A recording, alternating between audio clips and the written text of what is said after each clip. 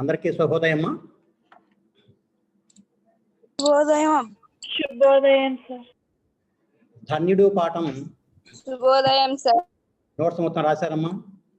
ధన్యుడి పాఠం సంబంధించి మీకు వ్యాకరణాంశాలు, పదజాలము అంతా రాసి నేను వాట్సాప్లో ఉంచాను. అలాగే ఈ ప్రశ్న జవాబులకు సంబంధించి కూడా మీకు ఆ పాఠశాలలో వచ్చినటువంటి వాటిని మీకు వాట్సాప్ ద్వారా పంపడం జరిగింది. అది పూర్తి చేసుకోండి అమ్మా, నోట్స్ పూర్తి చేసుకోండి. ఇప్పుడు మనం తర్వాత పాఠం శతక మధురిమ అనేటువంటి పాఠాన్ని చెప్పుకోబోతున్నాం. మనకి దాదాపుగా 1వ తరగతి నుంచే తెలుగు పాఠ్యపుస్తకంలో అనేక రకాల నీతి పద్యాలని బోధిస్తూ రావటం జరుగుతూ ఉంది. అలాగే ఈ సంవత్సరం కూడా వివిధ శతకాల నుంచి గ్రహించినటువంటి నీతి పద్యాలని శతక మధురిమ అనేటువంటి పేరుతో ఇక్కడ చెప్పుకోబోతున్నాం. మధురిమ అంటే తీయదనము అని అర్థం. మధురిమ అంటే తీయదనము అని అర్థం. దేని యొక్క తీయదనము? శతక మధురిమ, శతకముల యొక్క మధురిమ, శతక పద్యముల యొక్క మధురిమ అని చెప్పుకోవాలి. శతకం అంటే 100 కలది, 100 పద్యాలు కలది. 100 పద్యాలు అంతకంటే ఎక్కువతో కూడినటువంటి అనేక శతకాలు తెలుగులో రాయబడ్డాయి. ఆ శతకముల యందు మంచి నీతిని ప్రబోధించడం జరిగింది. వేమన శతకం, సుమతి శతకము, భాస్కర శతకము, దాశరథి శతకము, సుభాషిత రత్నావళి, ఇలా అనేక శతకాలు తెలుగులో ఉన్నాయి. వీటి ద్వారా విద్యార్థులకి విద్యాభ్యాస సమయంలో కావాల్సినటువంటి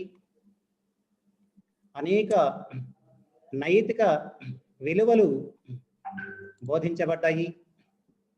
ఈ పద్యాలు నేర్చుకోవడం ద్వారా విద్యార్థులు భాష పైన ఒక ధారణాశక్తిని పొందడమే కాకుండా నైతిక విలువలు కూడా గ్రహించడం జరిగింది. దానికి సంబంధించి ఒక చిన్న సంభాషణ ఇక్కడ ఇవ్వడం జరిగింది, చూడండి. శతక మధురిమ అంటే మరొకసారి అర్థం చూద్దామా. శతకముల యొక్క తీయదనము, శతకములలోని తెలుగు పద్యముల యొక్క తీయదనము, సుభాషితముల యొక్క తీయదనము అని అర్థము శతక మధురిమ అంటే. అనేక రకాల శతకాలు ఉన్నాయి. వాటిల్లోని మంచి మంచి పద్యాలను తీసుకొని ఇక్కడ మనకి పాఠ్యభాగంగా ఉంచడం జరిగింది.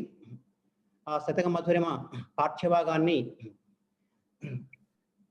చెప్పుకోవడానికి ముందుగా మనకి ఈ శతకాల యొక్క ఉపయోగం గురించి, ముఖ్యంగా విద్యార్థి దశలో ఈ నీతి పద్యాలు ఎలా ఉపయోగపడతాయో వివరించేటువంటి ఒక చిన్న సంభాషణ ఇక్కడ ఇవ్వడం జరిగింది. టెక్స్ట్ బుక్లో చూడండి అమ్మా. ఎవరు వెయిట్ చేస్తారు మాట్లాడిద్దాం.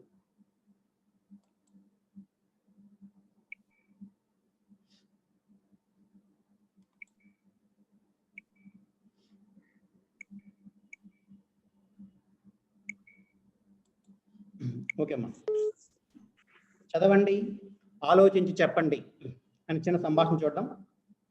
రాజేష్, రవి అనేటువంటి ఇద్దరు మిత్రులు కూడా చాలా కాలం తర్వాత కలుసుకున్నారు. వారి యొక్క బాల్యంలో చదువులకు సంబంధించి ఇతర విషయాల గురించి ప్రస్తావిస్తూ, మొదటగా రాజేష్, రవి బాగున్నావా? రవి, బాగున్నాను రాజేష్. నువ్వేం చేస్తున్నావు? మన చిన్ననాటి మిత్రులు ఎవరైనా కలుస్తున్నారా? రాజేష్: ఆ అందరూ కలుస్తున్నారు. సంతోష్ లాయర్ అయినాడు, భాను టీచర్ అయినాడు, మధు వ్యాపారం చేస్తున్నాడు, సుభాష్ రాజకీయ నేతగా ఎదిగాడు. ఇలా అందరూ ఒక్కో రంగంలో నీతి నిజాయితీతో రాణిస్తున్నారు. రవి: చిన్నప్పుడు మనం చదివిన చదువు, పొందిన జ్ఞానం ఊరికే పోతుందా? ఆ చదువుల ఫలితం, గురువుల దీవెనలు అన్నీ కలిస్తేనే మన అభివృద్ధి. రాజేష్: అవునవును, ముఖ్యంగా శతక పద్యాల్లోని నీతులు మన వ్యక్తిత్వానికి బాటలు వేశాయి, ఆత్మవిశ్వాసాన్ని నింపాయి కదూ. రవి: బాగా చెప్పావు రాజేష్. శతక పద్యాలు నేటికి మార్గదర్శకాలు. మీ పిల్లలకు కూడా నేర్పించు బాగా. రాజేష్: నేర్పుతున్నాను. సరే రవి, బస్సు వచ్చింది, మళ్ళీ కలుద్దాం. ఈ సంభాషణ ఈ సంభాషణ బట్టి వారిద్దరూ ఎవరో మనకి సులభంగా అర్థమైపోతుంది. ఇద్దరు కూడా ఒకప్పుడు కలిసి పాఠశాలలో చదువుకుంటుంటే వాళ్ళు.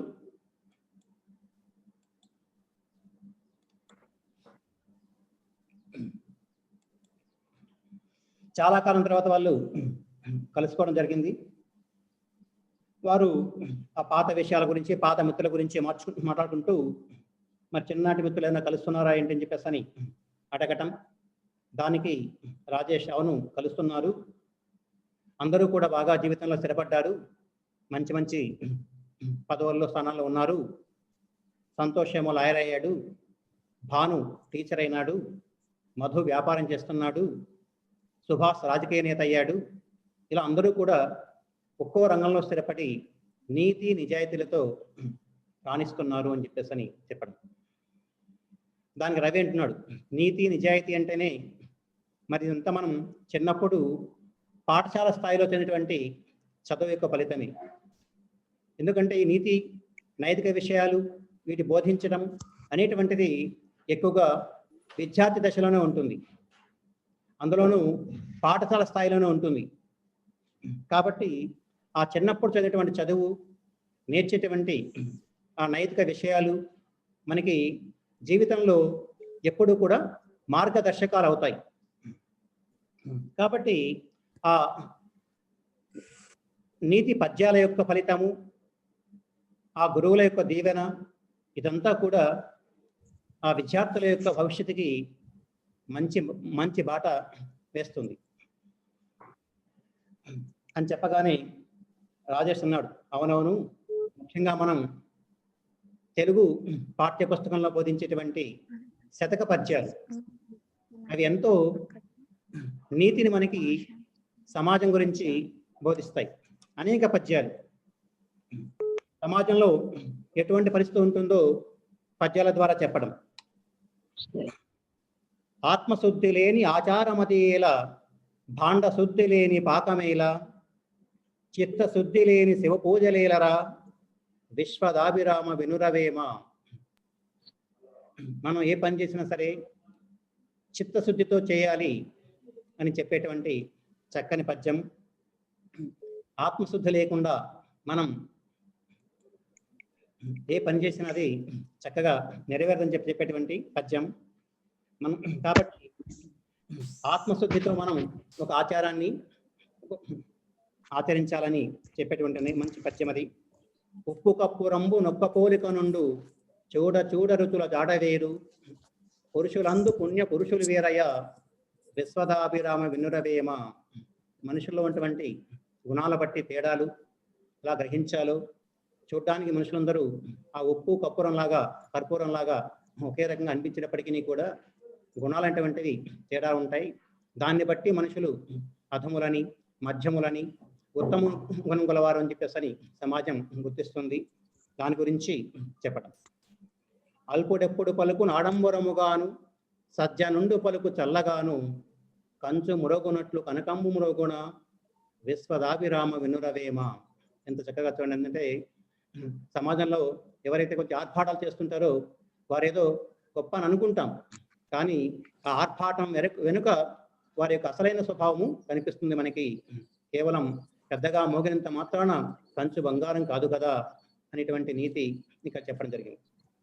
ఇట్లా మనం చెప్పుకుంటూ పోతే అనేక పద్యాలు, ఇవన్నీ కూడా మనల్ని ఆ చిన్నప్పటి నుంచి మనకు తెలియకుండానే ఒక మంచి మార్గం వైపు తోచేస్తాయి. తద్వారా మనం జీవితానికి ఒక మంచి మార్గాన్ని వేసుకోగలుగుతాం. అదే ఇక్కడ చెప్తున్నాడు. ఈ శతక పద్యాలు అటువంటి నీతులు మన వ్యక్తిత్వానికి చక్కని బాటలు వేస్తాయి, ఆత్మవిశ్వాసాన్ని నింపుతాయి. ఎందుకంటే సమాజం పట్ల, మనుషుల పట్ల మనకి చక్కని అవగాహన ఉన్నప్పుడు మనం మన జీవితాన్ని ఎలా వ్యవహరించాలో, జీవితంలో ఎలా వ్యవహరించాలో దానికి కావాల్సిన ఆత్మవిశ్వాసము ఈ నైతిక పద్యాల ద్వారా మనకి లభిస్తుంది. మనం ఎక్కడిపోయినా సరే రాణించగలుగుతాము, అక్కడ చక్కగా మన కర్తవ్యాన్ని చేయగలుగుతాము అనేటువంటి ఆత్మవిశ్వాసము కలగడానికి ఈ నైతిక విషయాలు, ఈ నీతి పద్యాలు ఎంతో ఉపయోగపడతాయి. రవి చెప్పాడు, బాగా చెప్పావు రాజేష్. శతక పద్యాలు నేటికి మార్గదర్శకాలు. అవేదో బాల్యానికి మాత్రమే కాదు, కేవలం బాల్యంలో నేర్చుకుంటాం అంతే. కానీ వాటిని ఆచరించవలసినటువంటి సమయం మాత్రము మనం పెద్దవాళ్ళైన తర్వాత ఎక్కడ ఏ రంగంలో ఉన్నప్పటికీ కూడా మనకి అవి అక్కడ బాగా రాణించడానికి ఉపయోగపడతాయి. ఒక మంచి మార్గాన్ని మనం ఎంచుకోవడానికి అవి మనకి ఉపయోగపడతాయి. కాబట్టి మనం మన పిల్లలకు కూడా ఈ నీతి పద్యాలు నేర్పించి రాజేష్ అని చెప్పేసి అని రవి చెప్పడం, నేర్పుతున్నాను. సరే రవి, బస్సు వచ్చింది, నేను వెళ్తా అని చెప్పేసి అని, మళ్ళీ కలుద్దాం అని చెప్పేసి అని వెళ్ళడం. తద్వారా మనకి ఈ పాఠ్యభాగం యొక్క ప్రాధాన్యాన్ని ఈ చిన్న సంభాషణ తెలియజెప్తోంది. అక్కడ ఉన్నటువంటి ప్రశ్న చూడండి. సంభాషణ బట్టి వారు ఎవరిని భావిస్తున్నారు? ముందు చెప్పుకున్నాం, చాలా కాలం తర్వాత కలిసినటువంటి ఇద్దరు పాఠశాల బాల్యమిత్రులు. వారి అభివృద్ధి కారణాలు ఏంటి? వారు పాఠశాల స్థాయిలో వచ్చినటువంటి శతక పద్యాలు, నీతి పద్యాలే వారికి మంచి మార్గాన్ని చూపించాయి. వ్యక్తిత్వాన్ని ఏవి తీర్చిదిద్దుతాయి? ఒక మనిషి యొక్క ఉన్నతమైనటువంటి వ్యక్తిత్వానికి ఒక దారి చూపిస్తాయి ఈ శతక పద్యాలు, నీతి పద్యాలు. ఏవి నేటి తరానికి మార్గదర్శకాలని రవి చెప్పాడు. ఏవైతే మన పెద్దలు ఆ నీతి శతకాలలో ఆ శతక పద్యాలు అయితే ఉన్నాయో అవి నేటికి ఎప్పటికీ కూడా సమాజానికి మంచి మార్గాన్ని చూపిస్తాయి. పాఠ్యాంశం యొక్క ఉద్దేశం చెప్తున్నాం. శతకాలు నైతిక విలువలను పెంపొందిస్తాయి, భావి జీవితాన్ని తీర్చిదిద్దుతాయి. శతక పద్యాల్లోని నైతిక విలువలను తెలపడమే ఈ పాఠం ఉద్దేశ్యం. ముందే చెప్పుకున్నాం, శతకం అంటే 100 పద్యాలు కలదే. 100 పద్యాలు కదమ్మా, అంతకంటే ఎక్కువ పద్యాలు కూడా ఉన్నాయి. ఉదాహరణకి వేమన శతకం తీద్దాం అనుకోండి. వేమన శతకం పేరే కానీ దాంట్లో దాదాపుగా 3000కు పైగా పద్యాలు ఆయన రాయడం జరిగింది. సాధారణంగా ఈ శతకాలలో ఒకే ఛందస్సుని ఉపయోగించడం జరుగుతుంది. ఆ తర్వాత చూద్దామా. కాబట్టి ఈ శతక పద్యాలలో నైతిక విషయాలు తెలియజేయబడతాయి. అవి విద్యార్థుల యొక్క నైతిక విలువలని పెంపొందిస్తాయి, వారి యొక్క భావి జీవితాన్ని బాగా ప్రభావితం చేసి తీర్చిదిద్దుతాయి. కాబట్టి ఈ శతక పద్యాలను మన యొక్క భావి జీవితానికి మంచి మార్గదర్శకులుగా మనం భావించి నేర్చుకోవాలి, చదువుకోవాలి. అందుకు ఉద్దేశించి ఈ పాఠ్యభాగాన్ని మీకు ఇక్కడ బోధించడం జరుగుతోంది. తర్వాత పాఠ్యభాగం యొక్క వివరాలు. పాఠ్యభాగం యొక్క వివరాల తర్వాత పేజీలో చూడండి. పైన ఒక అడ్మిట్ ఒకసారి చూడమ్మా. శతక పద్యాలలో మకుటం ప్రధానమైంది. ఈ పద్యాల్లో ప్రతి పద్యం చివర మకుటం ఉంటుంది. ఇది ముక్తకాలు, అంటే ఏ పద్యానికి అదే స్వతంత్ర భావంతో ఉంటుంది. ప్రస్తుత పాఠంలోని పద్యాలు మల్లభూపాలీయం, చిత్త శతకం, తరిగండ నృసింహ శతకం, భక్త చింతామణి శతకం, ఉత్పలమాల, విశ్వనాథేశ్వర శతకం, నింబగిరి నరసింహ శతకం, లొంక రామేశ్వర శతకం అనే శతకాలలోనిది. ఇక్కడ కొంచెం మార్పు ఉందమ్మా, నేను చెబుతాను. శతక పద్యాలలో మకుటం ప్రధానమైంది. సాధారణంగా కవులు ఈ శతక పద్యాన్ని రాసేటప్పుడు ప్రతి పద్యానికి చివర ఒక మకుటం ఉంచుతారు. అది మొదట కూడా ఉండొచ్చు, అది చివరైనా ఉండొచ్చు. వారు ఒక సంప్రదాయాన్ని ఎన్నుకుంటారు. ఆ విధంగా ఒక పదాన్ని కానీ లేక ఒక పాదాన్ని కానీ మకుటంగా ఎంచుకోవడం జరుగుతుంది. మకుటం అంటే అర్థం ఏంటంటే కిరీటము అని అర్థం. వాస్తవానికి మకుటం అంటే కిరీటము అని. వారి యొక్క ఒక ముద్ర ఆ పద్యంలో ఉండడం కోసం అని చెప్పేసి వారు ఆ మకుటాన్ని ఎంచుకోవడం జరుగుతుంది. ఉదాహరణకి వేమన శతకం అయితే ఉండేటువంటి మకుటం మీకు అందరికీ తెలుసమ్మా. వేమన శతకం మకుటం ఎవరైనా చెప్తారమ్మా? ఎవరైనా అన్మ్యూట్ చేసి చెప్పగలరా? వెరీ గుడ్ మా. విశ్వదాభిరామ. అలాగే బద్దెన శతకమ్మా. బద్దెన శతకంలో ఉండేటువంటి బద్దెన రాసినటువంటి శతకం పేరు సుమతి శతకమ్మా. సుమతి అని ప్రతి పదం యొక్క చివర సుమతి అనేటువంటి మకుటం. అలాగే భాస్కర శతకం అయితే భాస్కర అనేటువంటి మకుటం. దాశరథి శతకం అయితే దాశరథి పయోనిధి అనేటువంటి శతకం మకుటం. ఇలా ప్రతి శతకంలో కూడా ఒక మకుటాన్ని ఎంచుకొని కవి రాయడం జరుగుతుంది.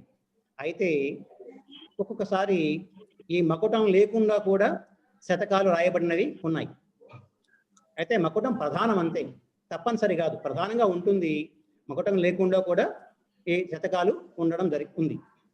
ఈ పద్యాల్లో ప్రతి పద్యం కూడా ప్రతి పద్యానికి చివర మకుటం ఉంటుంది. కొన్ని పద్యాలకి మొదటి మకుటం ఉంచేటువంటి పద్యాలు కూడా ఉన్నాయమ్మా. సరే, చివర ఉంటుంది ఈ మకుటం అనేటువంటి పదం. మనకు తెలిసినంత వరకు సాధారణ శతకాలలో చివరి పదం కానీ చివరి పాదం కానీ మకుటంగా ఉండడం మనం చాలాసార్లు చూసాం. ఇవి ముక్తకాలు. ముక్తకాలు అంటే ఏ పద్యానికి అవి ప్రత్యేకమైనటువంటి భావం కలిగి ఉంటాయి. ఉదాహరణకి ఇందులో 100 పైగా పద్యాలు ఉంటే వాటి భావాలు ఒక పద్యానికి ఇంకో పద్యానికి కథలాగా సంబంధం ఉండదు. ఏ పద్యానికి అది ప్రత్యేకంగా భావాన్ని తెలియజెప్తాయి. కాబట్టి వీటికి మకుటాలు అంటారు, ముక్తకాలు అంటారు. ముక్తకం అంటే ఏ పద్యానికి అదే స్వతంత్ర భావంతో ఉంటుంది.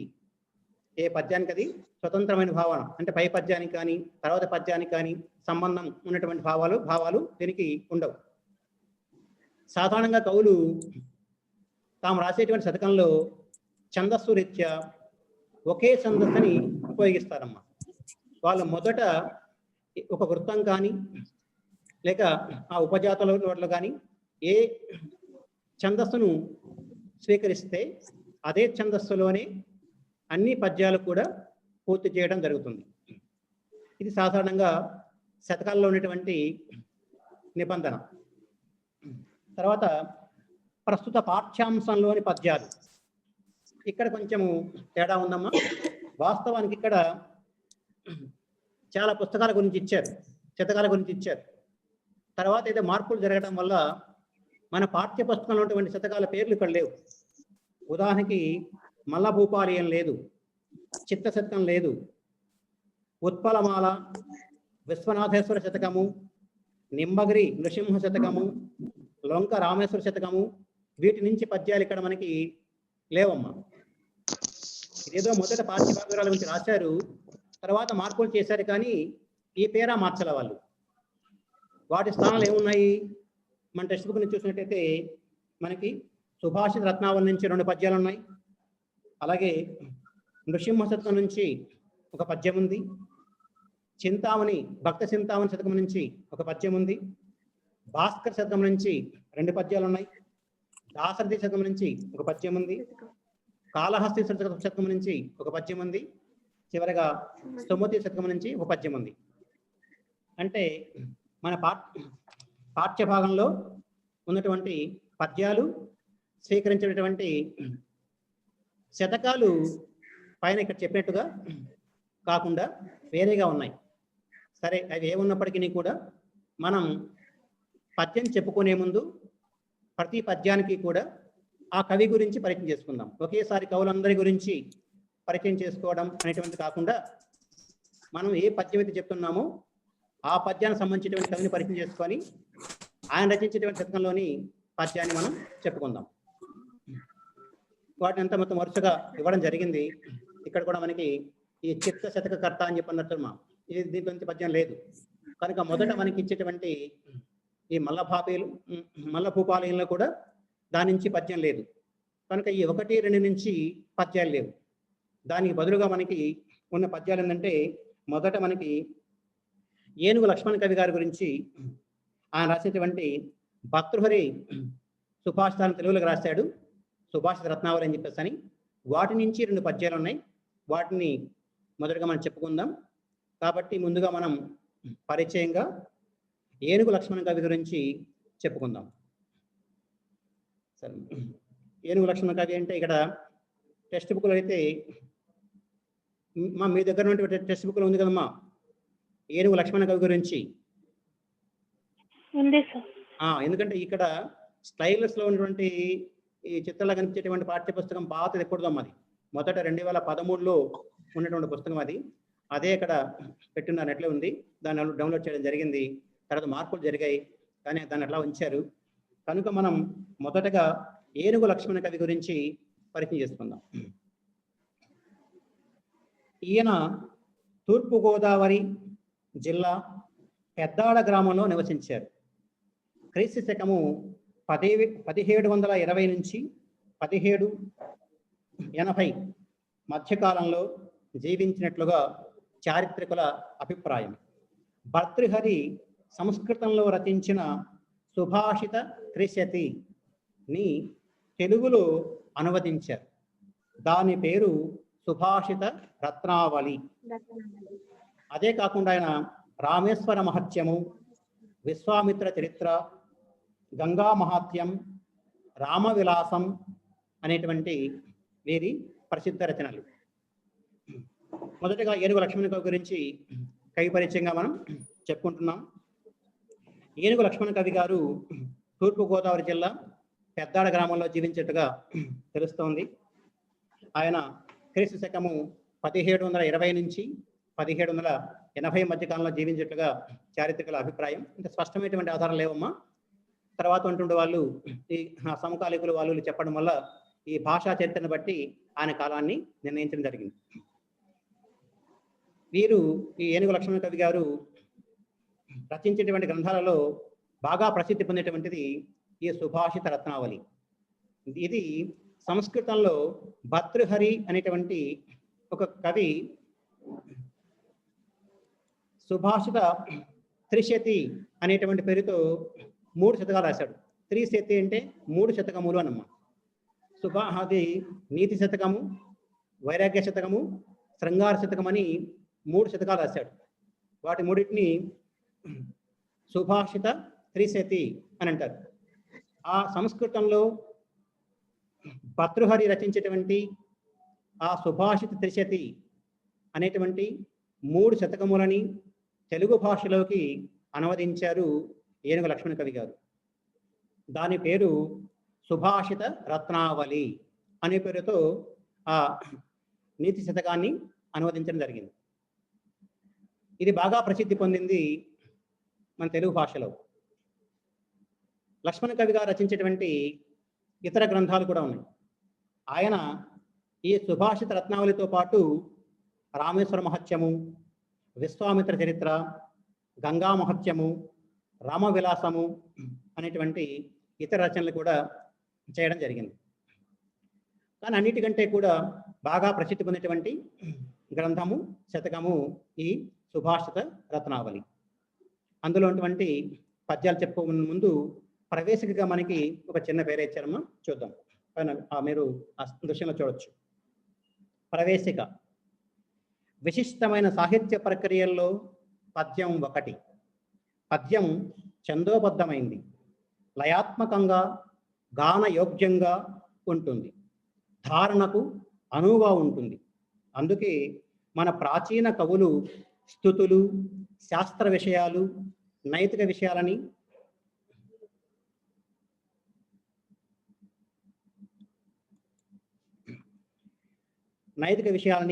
పద్యాల్లో చొప్పించి అందించారు. పద్య ప్రక్రియలో శతకం ఒక విభాగం.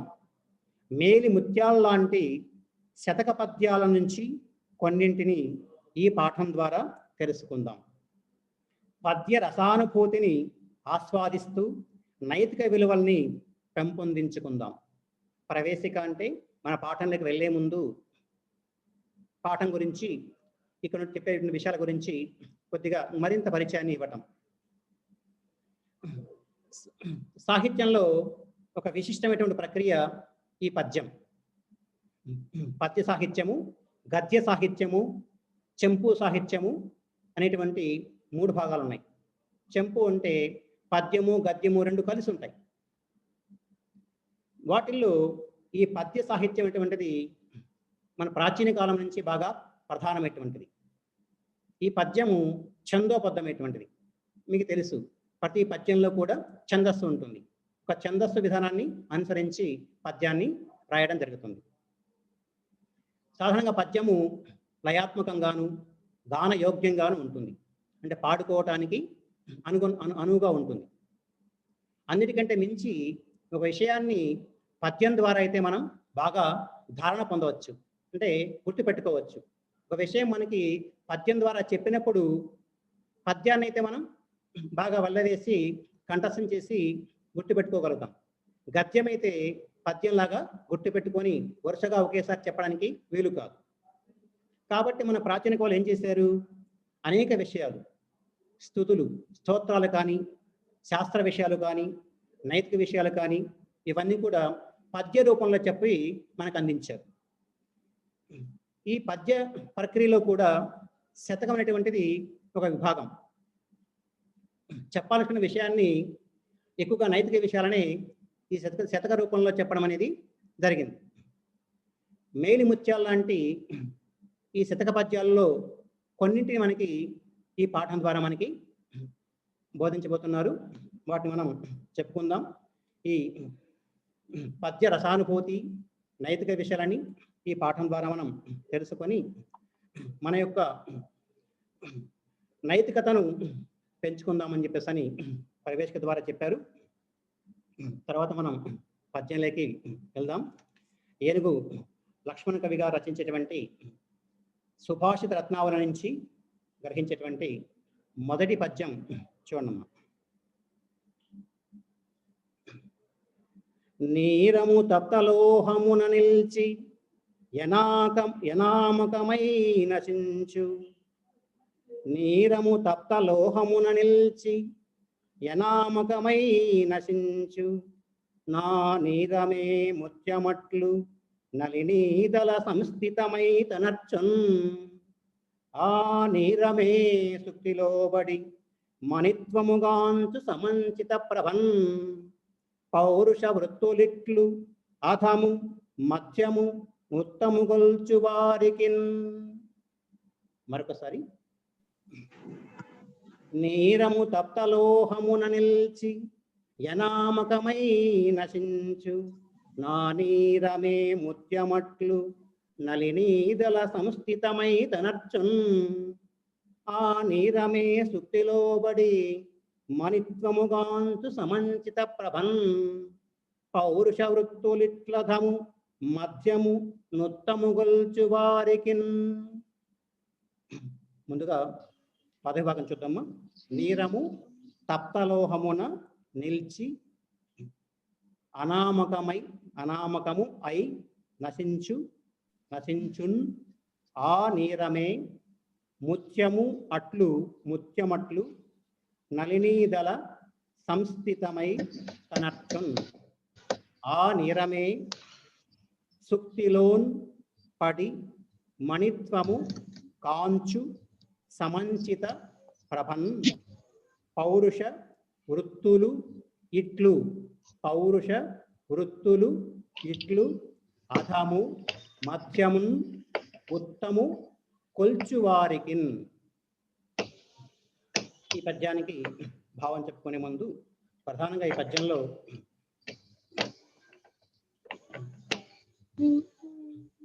మనిషి యొక్క స్వభావాన్ని బట్టి లోకంలో మనుషులని 3 విధాలుగా చెప్తారమ్మా. అందులో అధములని, మధ్యములని, ఉత్తమ గుణం కలవారని. అధము గుణం కలవారు నీచ గుణం కలవారు అని, మధ్యమ గుణం కలవారని, ఉత్తమ గుణము కలవారని చెప్తారు. ఈ గుణాలు కూడా మనుషులకి ఎలా లభిస్తాయంటే వారు ఆశ్రయించే దాన్ని బట్టి, వారు ఎవరి దగ్గరైతే ఉంటారో ఎవరైతే ఆశ్రయిస్తారో దాన్ని బట్టి గుణాలు ఏర్పడతాయి అని చెప్పాను. ఉదాహరణకి కొంత పత్తి తీసుకున్నామా, దూది. ఆ పత్తి తీసుకొని మనం వాసన చూస్తే సాధారణంగా పత్తి నుంచి మనకి పెద్దగా ఎటువంటి వాసన కనిపించదు. కానీ ఆ పత్తిని కొంత కిరోసిన్లో కానీ పెట్రోల్లో కానీ ఆ ద్రావకంలో ముంచి మనం వాసన చూస్తే అప్పుడు ఆ పత్తి ఏ వాసన వస్తుందమ్మా? కిరోసిన్ వాసన వస్తుంది. లేకపోతే పెట్రోల్లో ముంచితే పెట్రోల్ వాసన వస్తుంది. అదే పత్తిని మనము ఒక సెంట్లో ముంచామనుకోమ్మా, సుగంధ ద్రవ్యంలో ముంచాం, వాసన చూసాం, అప్పుడేమో ఆ సెంట్ వాసన వస్తుంది, సుగంధ తైలం యొక్క వాసన వస్తుంది. అంటే స్వభావంగా పత్తి దేన్ని ఆశ్రయించడం వల్ల ఆ గుణాన్ని పొందుతూ ఉంది. అంటే పత్తికి సువాసన కలగడానికి దాన్ని చేరటమే కారణం. అలాగే పత్తి కిరోసిన్ వాసన రావడానికి దాంతో కలవడమే కారణం. కాబట్టి లోకంలో మనుషులు కూడా ఇలాగే ఉంటారు.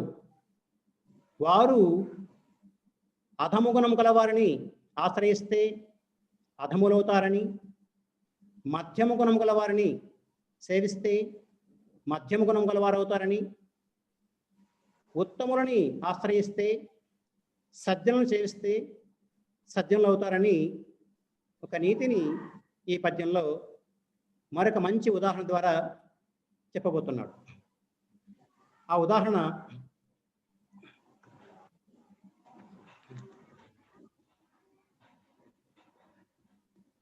ఇది స్లైడ్ పోయిందమ్మా, పోయేసి ఏదో వచ్చేసింది మొత్తానికి. సరేనమ్మా, పద్యం అర్థం చూద్దాము, తర్వాత వీటి గురించి చూద్దాం. నీరము అంటే నీరు అని, నీరము అంటే నీరు, నీటి బిందువు అని. తప్త కాల్చబడిన లోహముపై, కాల్చినటువంటి బాగా వేడి చేసేటువంటి లోహము పైన అంటే ఇనుము పైన నిలబడినప్పుడు అంటే పడ్డప్పుడు అని. అనామకమై, అది పేరు లేనిదై, రూపము లేనిదై నశిస్తుంది. ఒక నిమిషమ్మా, స్లైడ్స్ ఉన్నాయి, సార్ని పిలిచి వాటిని ఎంటర్ చేద్దాం.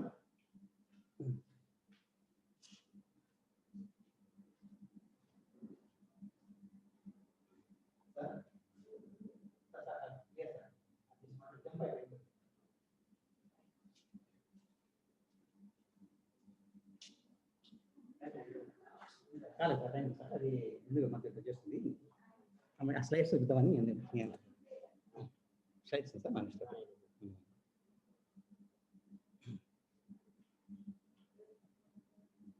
అక్కడ చూడమ్మా, అది ఒక ఇనువ బాండిల్ లాంటిది. అది బాగా